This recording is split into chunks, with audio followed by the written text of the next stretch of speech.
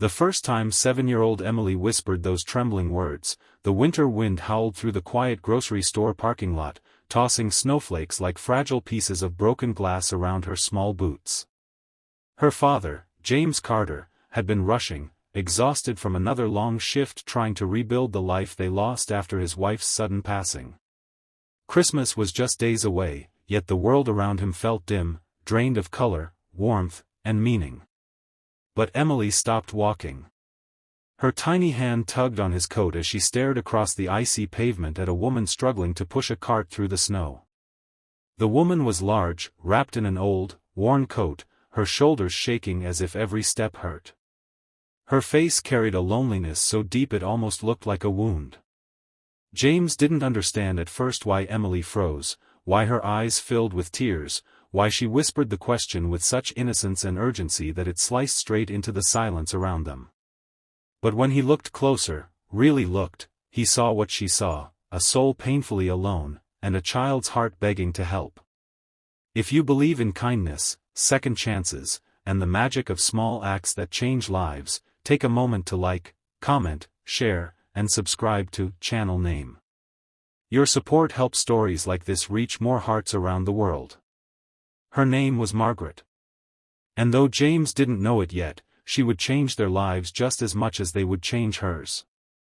That night, as snow fell in thick, soft blankets over the town, James tried to focus on the little things he could control. Dinner. Laundry. Emily's bedtime routine. But Emily kept glancing toward the frosted window as if waiting for something to appear outside, a sign, a star, a miracle. James tried not to think about Margaret. He tried not to remember the way her cart wobbled or how her eyes never met anyone else's, too used to being invisible. He had spent the past 2 years feeling invisible himself after losing his wife, Claire. Grief smoothed him. It hollowed the color from his world, leaving only the bare minimum of who he used to be. But Emily, she still had the softness he feared the world might harden. She still saw people. The days crawled slowly toward Christmas, wrapped in a heavy quiet that sank into James' bones. Work was busy.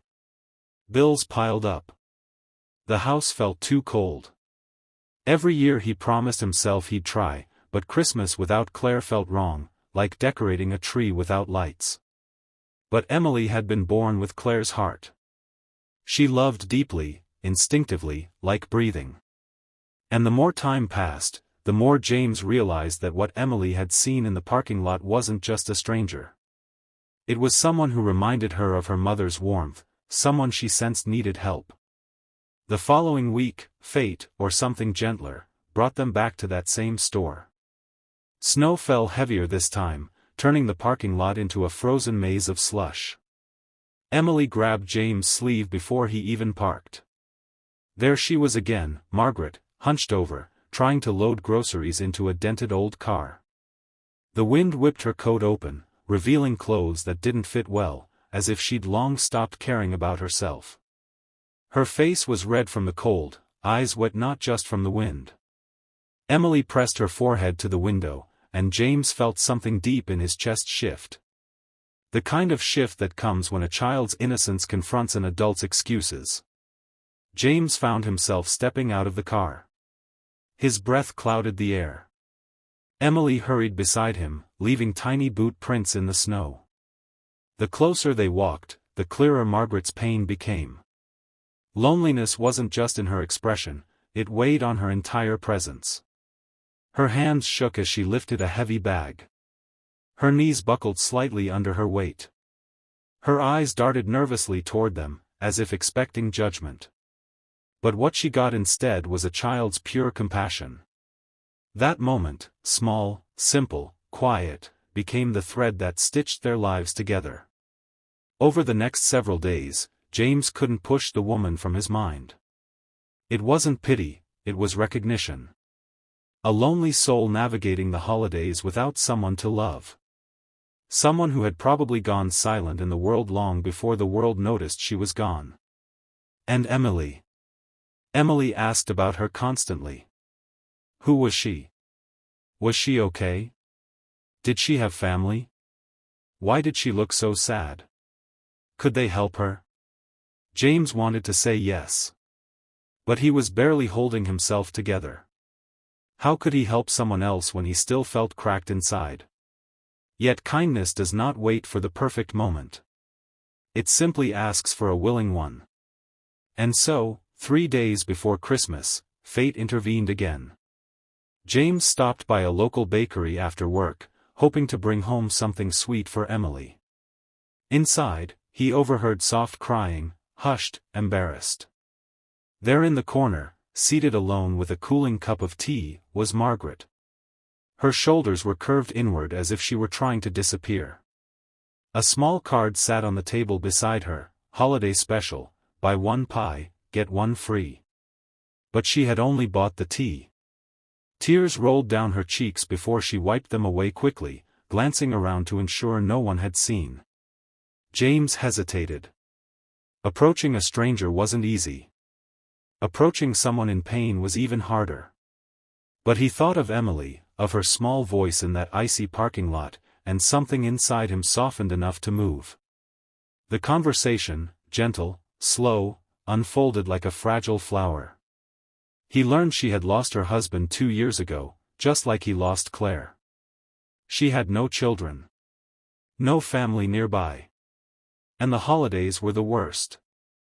The emptiness in her home echoed louder this time of year. Her weight had become a painful shield, something she hid behind, something people judged, something that made loneliness feel even heavier. And when she apologized for crying, for being emotional, for taking up space, James realized truthfully that loneliness teaches people to apologize for simply existing. He couldn't allow that. So he invited her to join them for Christmas Eve dinner. At first, she refused.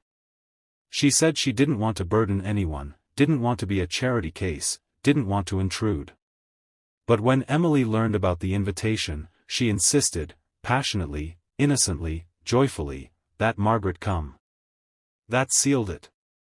Christmas Eve arrived with music, warm lights, and the smell of cinnamon and roasted chicken filling the house. Emily had decorated the living room with handmade paper snowflakes. The tree glowed softly, fragile ornaments hanging like memories. When Margaret stepped through the door, she paused, overwhelmed. It had been years since she'd been welcomed into anyone's home for the holidays. Her eyes filled instantly, and it took all her strength not to fall apart. The evening unfolded like a rediscovered memory of what family is supposed to feel like. Emily chatted excitedly, proudly showing Margaret her drawings. James cooked with more care than he had in years. And whenever Margaret laughed, soft, hesitant, as if remembering how, it lit up something in the room that had long been dim. But the moment that changed everything happened near the end of the night. Emily climbed onto the couch beside Margaret, leaned gently against her, and said the words that would become a turning point in all their lives, "Daddy, can we bring her home for Christmas every year?" Margaret's breath caught. She held her chest. Tears spilled silently down her cheeks. And for the first time in a long time, she didn't hide them. James watched the scene unfold, feeling something in him heal that he didn't know was still broken. He realized that maybe helping someone else was exactly how he could help himself. From that night on, Margaret became part of their lives, not out of obligation, but out of genuine affection. She joined them for Sunday breakfasts. She read stories with Emily. She helped James in the garden once spring came. Slowly, steadily, the three of them built a rhythm that felt like family. And Margaret flourished. She found joy again. She found laughter again. She even began taking slow walks, encouraged by Emily, who loved holding her hand as they explored the neighborhood. She wasn't invisible anymore. She was loved. And James, he found something he never expected to find after losing Claire, the strength to let someone else into their lives in a different, gentle way. It wasn't replacing. It was healing. It was expanding the love that had once been broken. As the months turned into another December, Emily eagerly waited for Christmas. The tree was taller this year, the lights brighter, the house warmer. And when they